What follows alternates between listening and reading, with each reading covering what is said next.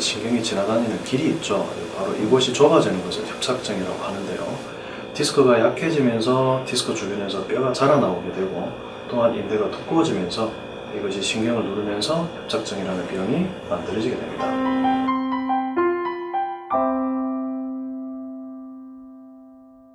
네, 경추 협착증은 경추 디스크 병에서 출발을 하는데요.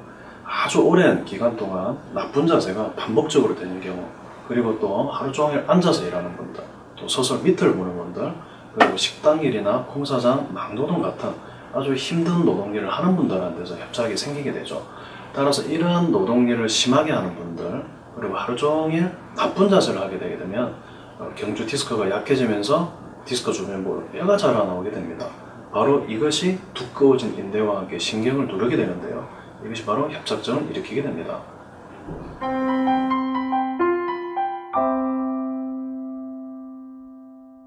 네, 이제 협착증은 이제 두 가지로 나뉩니다. 이제 목뼈 속에 중앙신경이라고 해서 목에서 내려오는 이제 큰 신경이 있는데요.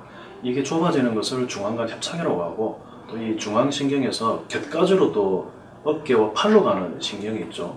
바로 요게 빠져나가는 부위를 해부학적으로 추간공이라고 합니다. 바로 여기가 많이 좁아지는데 그것을 추간공 협착증이라고 하죠.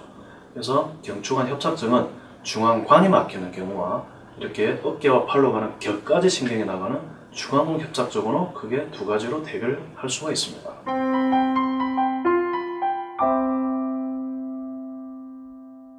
디스크 병이 10년, 20년, 30년 정도 진행된 분들한테 오기 때문에 결국 40대, 50대 중년 이후에 목이 많이 뻐근하다, 어깨가 많이 결린다 해서 계속 반복적으로 수년에 걸쳐서 이런 증상들이 반복되는 경우에는 반드시 협착을 의심을 해야 되고요.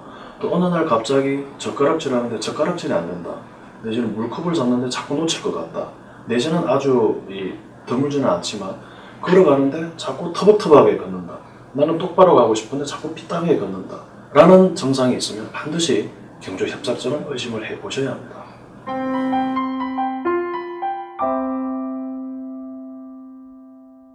일자목과 당연히 연관이 있습니다. 이 일자목이 오래되게 되면 결국 경추 디스크는 쿠션 기능이 약해지게 되겠죠. 그래서 경추 디스크의 쿠션 기능이 약해지게 되면 결국 디스크 주변부로는 뼈가 자라나오게 되어 있습니다. 바로 이것이 협착을 일으키게 되는 것이죠. 따라서 젊었을 때부터 일자목이 있다면 일자목을 교정하는 치료라든지, 혹은 본인이 잘못된 자세를 고쳐서 일자목을 호전을 시키게 되면 협착증 발생을 막을 수도 있겠죠.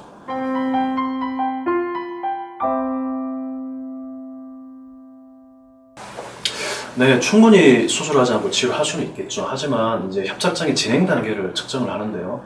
우리가 MRI와 CT를 찍어보면 협착증이 초기인지 중기인지 말기인지 구분을 할 수가 있습니다. 따라서 진단에서 초기와 중기는 수술을 하지 않습니다. 거의 대부분의 환자에서 신경치료 또는 견인 물리치료, 도수치료, 또 자기가 잘못된 자세를 고친다든지 하는 식으로 충분히 증상을 호전시킬 수가 있고요.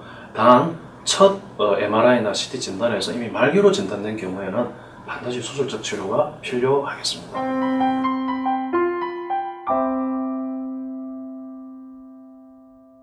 네, 조금 전에 말씀드렸다시피 MRI하고 CT에서 이미 말기로 진단된 협착증은 반드시 수술을 하셔야지만 완치가 되고요. 또 정상으로 본다면 젓가락질 하는데 너무 오전해서 자꾸 이 음식물을 떨어뜨린다, 내지는 물컵을 잡는데 자꾸 놓칠 것 같다, 내지는 걷는데 너무 보행장애가 심하다 하는 경우에는 반드시 수술을 해야만 되는 경우에 들어간다고 볼 수 있습니다.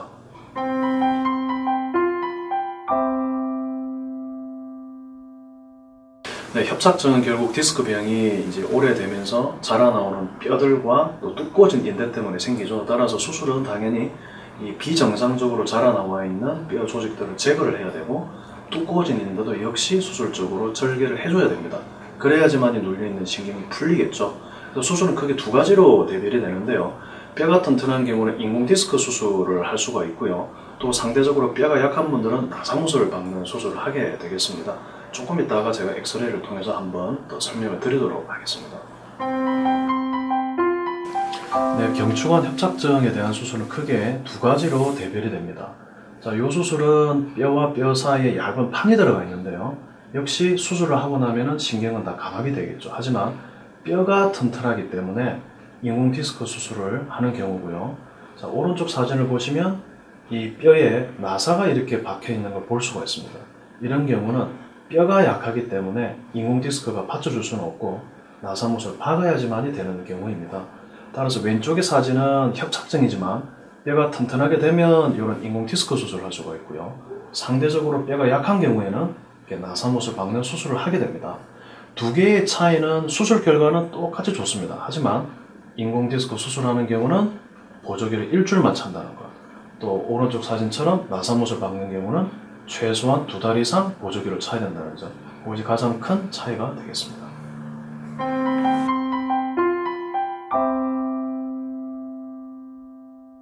이제 수술을 하시게 되면 이제 수술 방법에 따라서 주의해야 될 점이 조금 약간 다른데요. 인공 디스크 수술을 하시는 경우는 보조기를 일주일만 하시고 일주일 뒤에는 보조기를 벗게 됩니다. 따라서 자유로운 생활이 가능하겠죠. 하지만 경추 인공 디스크가 내 몸처럼 되는 데는 약 3개월 정도의 시간이 필요하기 때문에 그 기간 동안에는 목을 너무 심하게 젖힌다든지 돌린다든지 하는 것은 조심을 하셔야 되겠죠.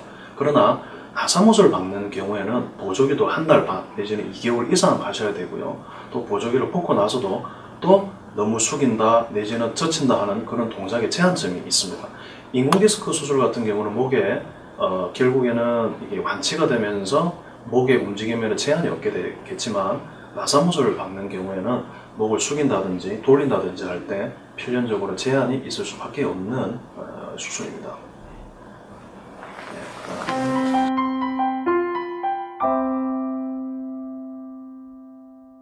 네, 협착증은 첫 진단에서 상당히 중요한데 초기나 중기에는 수술 없이 치료를 할 수가 있습니다. 단 나쁜 자세가 오랫동안 작용해서 협착이 생겼기 때문에 비수술적 치료나 수술적 치료를 하시고 나면 반드시 나쁜 자세를 고쳐야 됩니다. 예를 들어서 베개를 높게 벤다든지 할 때는 말랑말랑한 낮은 베개를 베야 되고 또 오랫동안 앉아서 공부나 내지는 책이나 또 오랫동안 운전을 하신 경우에는 1시간 정도 앉아 계신 뒤에 목 뒤를 잡고 이렇게 젖혀주는 스트레칭을 자주 하시는 게 좋습니다. 그리고 식당 일이나 노동일 같은 힘든 일을 하시는 경우에도 1시간 정도 노동 일을 하신 다음에는 10분 정도 역시 일어나서 목 뒤를 잡고 천천히 뒤로 젖혀주는 스트레칭을 많이 하시는 게 가장 중요하겠습니다.